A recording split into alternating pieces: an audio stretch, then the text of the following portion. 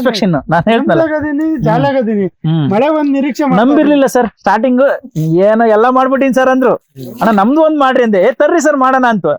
ಬೇಡ ಅನ್ಲಿಲ್ಲ ಅವ್ರು, ತರ್ರಿ ಸರ್ ಮಾಡೋಣ ಅಂದ್ರು. ತರ್ರಿ ಸರ್ ನಿಮ್ದು ಒಂದ್ ನೋಡ್ಬಿಡೋಣ, ನಾನು ಎಷ್ಟೆಷ್ಟೋ ಖರ್ಚು ಮಾಡೀನಿ, ನಿಮ್ದು ಒಂದ್ ಅದೇನ್ ಬಾಳ ಆಗಲ್ಲ, ನೀವು ಇಷ್ಟು ಈಸಿಯಾಗಿ ಹೇಳ್ತೀರಾ ಅಂದ್ಮೇಲೆ ನಾನು ತಂದು ಕೊಟ್ಬಿಟ್ರೆ ಅಂದ್ರೆ 2 ಸೆಟ್ ತಂದು ಕೊಟ್ಬಿಟ್ಟೆ. 20 ಲೀಟರ್ ತಂದೆ ವೆಂಚೂರಿ ಕೊಟ್ಟೆ ಬಿಟ್ರೆ ಕ್ಷಣಕ್ಕೆ, ಮತ್ತೆ ಬಾಳ ಹೊತ್ತಾಗ್ಲಿಲ್ಲ. 2 ಮನೆ ಗಾಡಿ ಹಿಡ್ಕೊಂಡ್ಬಿಟ್ಟಿನಿ, ಯಾರು ಬಂದ್ರು ತೋರಿಸ್ತಾ ಇದೀನಿ. ನಾನು ಒಬ್ಬನೇ ಉದ್ದಾರ ಆಗ್ಬೇಕು ಅಂತಿಲ್ಲ, ಎಲ್ಲರಿಗೂ ಅನುಕೂಲ ಆಗ್ಬೇಕು. ಇನ್ನೊಂದಲ್ಲಿ ಕಣ ಇಲ್ಲೇ ಐತಲ್ಲ.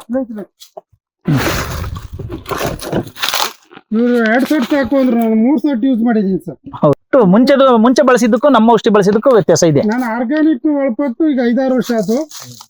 ಆ ಗೊಬ್ಬರಕ್ಕೂ ಇದಕ್ಕೂ ಕಂಪೇರ್ ಮಾಡಿದ್ರೆ ಉತ್ತಮವಾದ ಫಲಿತಾಂಶ ಸಿಗ್ತಾ ಇತ್ತು. ಖರ್ಚು ಈಗ ಏನಾಗತ್ತೆ ಅಂದ್ರೆ, ಈಗ ಕಡಿಮೆ ಖರ್ಚು. ಮೊದಲೆಲ್ಲ ಬೇರೆ ಆರ್ಗ್ಯಾನಿಕ್ ಹೆಚ್ಚು ಕಮ್ಮಿ 15,000 ರೂಪಾಯಿ ಬೇಕಾಗೋದು.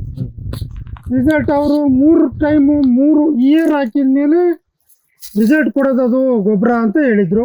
ಇದು ಇನ್ನು 1 ಸತಿ ಯೂಸ್ ಮಾಡಿದ್ದೀನಿ, 6 ತಿಂಗಳ ತತ್ವ ಆಗಿದೆ. ಈಗ ನನಗೆ 6 ಮಂತ್ ಆಗಿದೆ.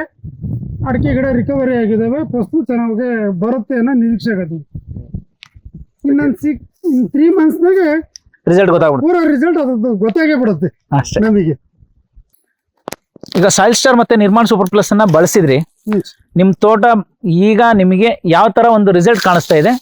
ಆಮೇಲೆ ಇಡಮುಂಡಿಗೆನೂ ಇತ್ತು, ಕೆಲವೊಂದು ಮರಗಳಿಗೆ ಅಲೆ ಲಾಸ್ಟ್ ಎಂಡಿಂಗ್ ಗರಿ ತರ ಇದ್ವು, ಆ ಗರಿಗಳು ಕೂಡ ಹೆಂಗಿದಾವೆ ನಿಮ್ಮ ಒಂದು ಅನುಭವದ ಪ್ರಕಾರ ನಮ್ಮ ಪ್ರಾಡಕ್ಟ್ ಬಗ್ಗೆ ಹೇಳಿ.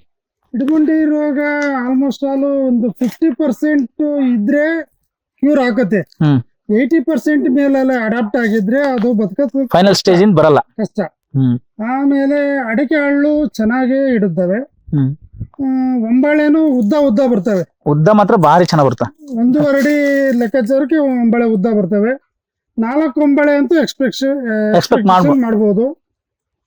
ಗಿಡನು ಹಚ್ಚ ಹಸಿರಾಗಿ ಚೆನ್ನಾಗಿರ್ತವೆ, ಒಳ್ಳೆ ಆರೋಗ್ಯವಾಗಿ ಬೆಳಿತವೆ. ಇದೆ ಅಲ್ಲ, ನನ್ ಆಳ ಕಡ್ಡಿದ್ದಂಗ ಐತಣ ಅಂತ ಹೇಳಿದ್ನಲ್ಲ, ಇಲ್ಲೇ ನೋಡ್ರಿ.